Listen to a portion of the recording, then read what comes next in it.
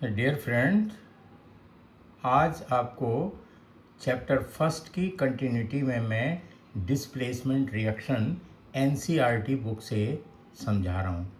यहाँ एक्टिविटी 1.9 है, जिसमें क्या कर रखा है, 3 कीलें ले रखी हैं। उनको साफ़ कर दीजिए विथ सैंड पेपर, चमका दीजिए उन्हें, और 2 टेस्ट ट्यूब लीजिए, ए और B. In each test tube take about 10 milliliter copper sulfate solution। जैसे यहाँ दिखाई दे रहा है, एक टेस्ट ट्यूब है, एक और ले ली, 2 टेस्ट ट्यूब। 2 कीलों को धागे से बांध दिया गया है थ्रेड की सहायता से, और उनको कॉपर सल्फेट सॉल्यूशन में डाल दिया। Test tube B about 20 minutes छोड़ दीजिए इसे। Keep 1 iron nail aside from comparison, एक नेल को बाहर छोड़ दीजिए। 20 मिनट के बाद take out the iron nails from copper sulphate solution और compare the intensity of blue colour of copper sulphate solution in test tube A and B.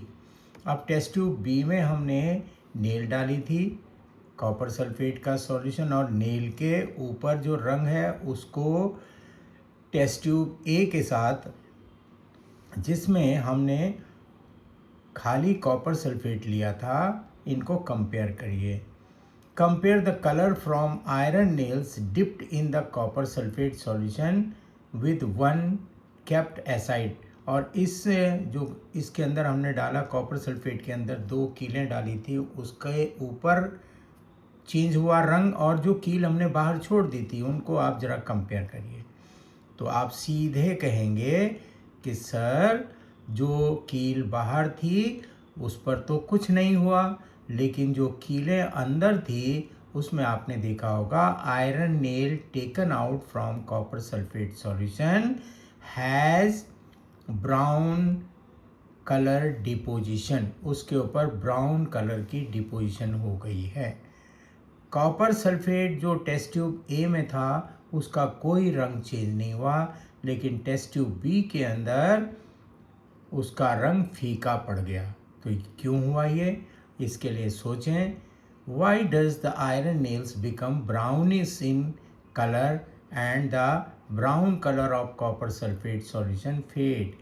यहाँ पे फेड हो गया ब्राउन कलर, और यहाँ पे क्या हुआ कि इसके ऊपर ब्राउन कलर आ गया। तो ये रिएक्शन हुआ है Fe plus CuSO4 copper sulphate के साथ आयरन का रिएक्शन हुआ, और फेरस सल्फेट और कॉपर डिपॉजिट हो गया, कॉपर अलग निकल गया, डिस्प्लेस हो गया। यहाँ कॉपर सल्फेट के अंदर था कॉपर, जिसको आयरन ने डिस्प्लेस कर दिया। डिस्प्लेस का मतलब है उसकी कॉपर की जगह आयरन आकर सल्फेट के साथ आयरन सल्फेट बना देता है। आयरन हैज़ डिस्प्लेस्ड और रिमूव्ड अनदर एलिमेंट। तो अब आप ये देखिए, जहाँ पर एक मेटल दूसरे मेटल को कंपाउंड में से निकालकर अलग कर दे, उसे हम कहते हैं डिस्प्लेसमेंट रिएक्शन। जिंक है, जिंक ने कॉपर सल्फेट के साथ रिएक्शन किया, जिंक सल्फेट बन गया और कॉपर बाहर आ गया। इसी तरह से लेड कॉपर क्लोराइड के साथ लेड क्लोराइड बनाता है, कॉपर बाहर डिस्प्लेस हो जाता है।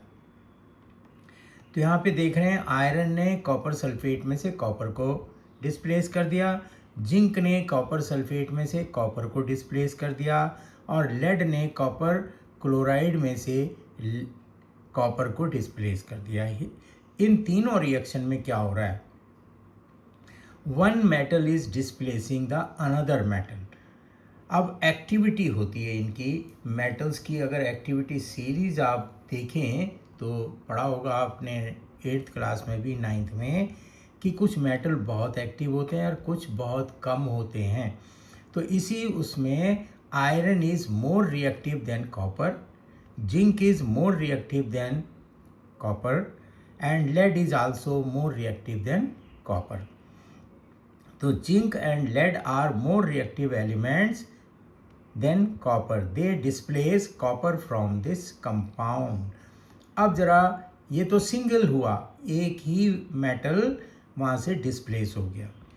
अब अगर हम इस एक्टिविटी 1.10 को देखें तो take about 3 ml of sodium sulphate solution in a test tube. ये देख रहे हैं आप, सोडियम सल्फेट ले रखा है एक टेस्ट ट्यूब में जो हाथ में ऊपर पकड़ी हुई है।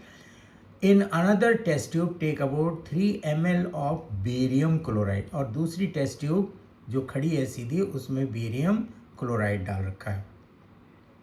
दोनों को मिक्स कर दो, थोड़ा सेक भी करिए, आप देखेंगे कि वाइट सब्सटेंस इनके अंदर डिपॉजिट हो गया। ये जो टेस्ट ट्यूब खड़ी टेस्ट ट्यूब है, so this insoluble substance formed is known as precipitate। ये insoluble है इसलिए इसको precipitate कहा गया है। तो any reaction that produces a precipitate can be called a precipitation reaction। बहुत सारे रिएक्शन होते हैं जिसमें हम दो कंपाउंड्स को मिलाते हैं तो एक insoluble substance हमको मिल जाता है। उस insoluble substance को हम क्या करते हैं, देखते हैं कि वो रिएक्शन में क्या हो गया, इनसॉल्युबल है, फिल्टर से अलग हो जाता है, फिल्ट्रेट, यानी वो डिसॉल्व नहीं रहता। तो इस प्रकार के रिएक्शंस को हम कहते हैं, क्या कहते हैं इनको, प्रेसिपिटेट रिएक्शन, प्रेसिपिटेशन रिएक्शन, कि भाई इसमें इनसॉल्युबल सब्सटेंस बनता है। अब ज़रा इसी रिएक्शन को हम और अच्छी तरह से देखें कि इसमें ऐसा क्यों हुआ। The white precipitate of barium sulphate is formed by reaction of sulphate and barium ions. The other product form is sodium chloride which remains in the solution। such reactions, ऐसे reactions in which there is an exchange between ions, जिसमें ion का exchange हो रहा है, reactions in which there is an exchange of iron between the reactants are called double displacement reaction। आप ये देख रहे हैं ना, डबल डिस्प्लेसमेंट, इधर का सल्फेट कहाँ चला गया, बेरियम के साथ मिल गया और उसने बेरियम सल्फेट बना दिया। तो एक्सचेंज हुआ ना आयंस का एक्सचेंज जब होता है तो हम उसे कहते हैं double displacement reaction. where you have mixed the solution of lead nitrate and potassium iodide। Activity 1.2 में आपने पढ़ा होगा कि हमने lead nitrate में पोटेशियम आयोडाइड डाल दिया था। what was the color of the precipitate for। आपने देखा होगा कि यहाँ पर भी डबल डिस्प्लेसमेंट हो रहा है, लेड आयोडीन के साथ चला गया और नाइट्रेट पोटेशियम के साथ चला गया। तो लेड आयोडाइड का कलर जो है वो चेंज हो गया, उसकी वजह से प्रेसिपिटेट बना। तो यहाँ पे भी आयन एक्सचेंज हुए। तो आपने जो इम्पॉर्टेंट रिएक्शंस थे उनमें पहला तो पढ़ा होगा कम्बिनेशन रिएक्शन, दूसरा पढ़ा है आपने डिकम्पोजिशन रिएक्शन, तीसरा पढ़ा आपने डिस्प्लेसमेंट रिएक्शन और चौथा पढ़ा है आपने डबल डिस्प्लेसमेंट रिएक्शन।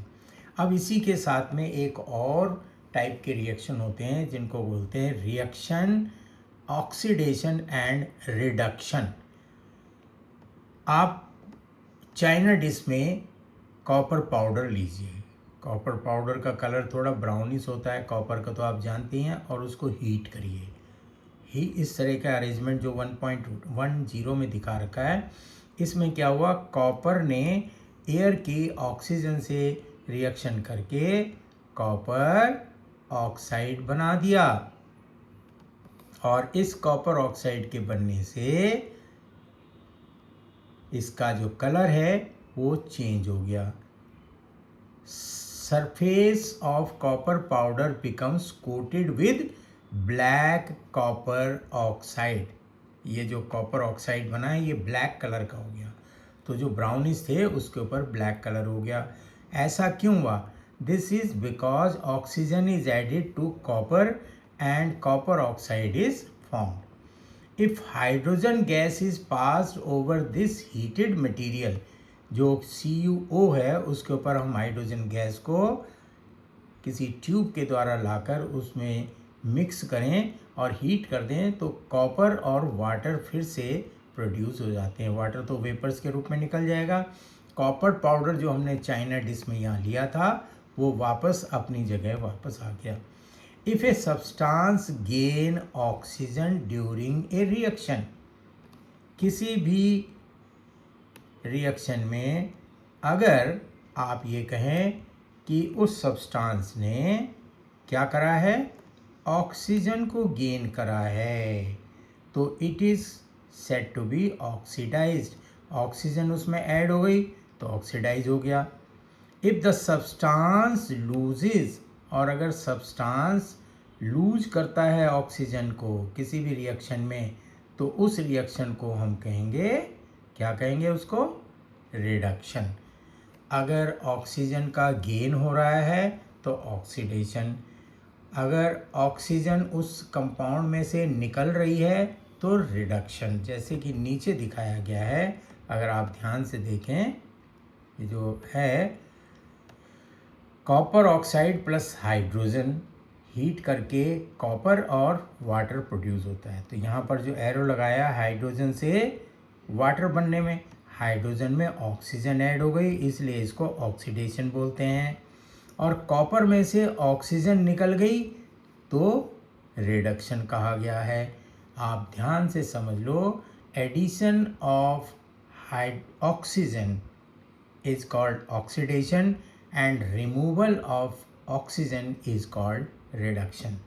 कुछ एग्जाम्पल ये भी हैं। अगर हम इन दोनों रिएक्शन को कंबाइंड देखते हैं तो इसको बोलते हैं रेडॉक्स। क्या बोलते हैं इसे? Redox reactions.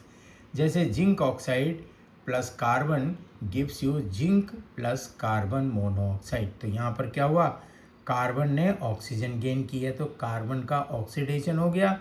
जिंक ने ऑक्सीजन लूज की है इसलिए जिंक का रिडक्शन हो गया।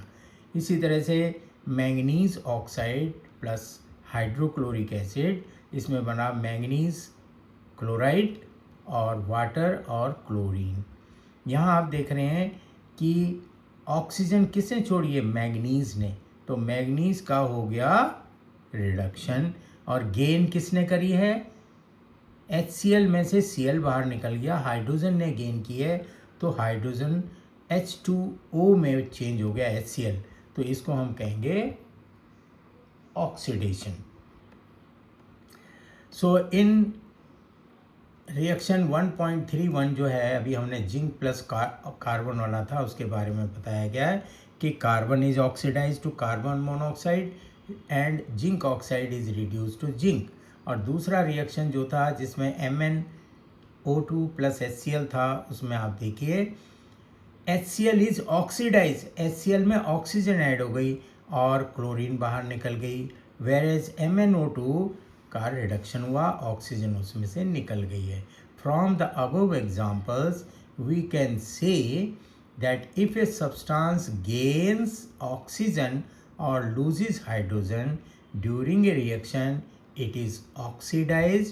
If a substance loses oxygen or gains hydrogen during a reaction, it is called reduction। तो हम इस बात को हाईलाइट करते हैं और आप इसको अच्छी तरह से समझ करके याद कर लीजिए। We can say that if a substance gains oxygen, तो वो क्या पूछेगा आपसे क्वेश्चन में, if a substance gains oxygen it is called oxidation slash करके रिडक्शन। आपको राइट पर टिक लगाना है तो आप किस पर टिक लगाएंगे, सब्सटेंस गेन्स ऑक्सीजन तो रिडक्शन हुआ है, लूजेस हाइड्रोजन। और जिस रिएक्शन में ऑक्सीजन लूज होती है और हाइड्रोजन गेन होती है उसे रिडक्शन बोलते हैं। तो आप इसको प्लीज़ अच्छी तरह से समझ लीजिए। एक्टिविटी 1.1 में हमने देखा था magnesium ribbon burns with dazzling flame in air and changes into white substance, magnesium oxide. तो is magnesium being oxidized or reduced in this reaction? तो आप कह सकते हैं मैग्नीशियम ने ऑक्सीजन गेन करी है, तो ऑक्सीजन गेन करने से मैग्नीशियम का क्या हो गया? ऑक्सीडेशन। अब यही चीज़ें हमारे आसपास होती रहती हैं बराबर। कैसे? हमने लोहे को छोड़ दिया, तवा की वाली बात बताई थी शुरू में, तो उस पर ब्राउनिश कलर का कुछ पाउडर सा और कुछ जगह पर वो ब्राउन में कन्वर्ट हो जाती है, तो कोट हो जाता है। We get coated with reddish brown powder when we left some time iron को छोड़ दें, तो this process is commonly known as rusting of iron. इसको हम कहते हैं जंक लगना। Some other materials also get tarnished, उनकी जो चमक है वो ख़त्म हो जाती है। Have you notice the colour of coating formed on copper and silver? जो आपके घर में अगर कॉपर की कोई मूर्ति है रखी हुई, या लैंप है या घंटी है, तो उसके ऊपर ग्रीनिश को कोट लग जाती है और सिल्वर ब्लैक कलर का हो जाता है। तो ये सब क्या हैं? When a metal is attacked by substances around it, उसके चारों तरफ जो सब्सटेंस होते हैं उनसे रिएक्ट करता है, मॉइस्चर हो गया, एसिड हो गया, तो इसको हम बोलते हैं कोरोड। कोरोड हो गया भाई, मेटल कोरोड हो गया। तो this process of corrode is called corrosion. जब किसी भी मेटल की जो प्योरिटी है, प्योर फॉर्म है, वो किस में बदल गया? दूसरे कंपाउंड में हो गया। Black coating of silver and green coating on copper are examples of corrosion. Corrosion से बहुत डैमेज होती हैं। अगर हमारी कार की बॉडी में कहीं से पेंट ज़रा सा हट गया, तो कुछ दिन में देखेंगे हम वहाँ पर ब्राउनिश कोटिंग आ जाती है। जो लेडीज़ हैं अपने चांदी के गहने पहनती हैं, वो भी काले हो जाते हैं। आयरन रेलिंग हमारे घरों में, ब्रिजेज हैं, शिप्स हैं, ये बहुत देर तक पानी में रहें तो इनके ऊपर का आयरन की शाइनिंग ख़त्म हो जाती है और ब्राउनिश कलर की कोटिंग आ जाती है। तो corrosion of iron is very serious problem. Every year an enormous amount of money is spent to replace damaged iron. You will learn how much corrosion in chapter 9 में 3 में आप आगे पढ़ेंगे, देख लेंगे उसको भी। अब चलते हैं हम नया एक और वर्ड जो बहुत कॉमन आपके लिए पूछा जाता है एग्ज़ाम में, और आप लोगों ने भी देखा होगा कि जो पैकेट बंद चिप्स वगैरह आते हैं उसका टेस्ट और स्मेल चेंज हो जाती है। When fats and oils are oxidized, they become rancid. Rancid का मतलब है उनका टेस्ट और स्मेल चेंज हो जाती है, and their smell and taste changes. Usually substances which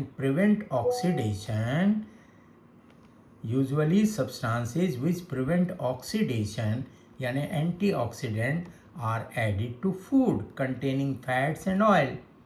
जो फैट और ऑयल से बने हुए फूड होते हैं उनमें हम एंटीऑक्सीडेंट ऐड कर देते हैं। Keeping food in air tight container helps to slow down the oxidation. ये सारा काम ऑक्सीडेशन की वजह से होता है।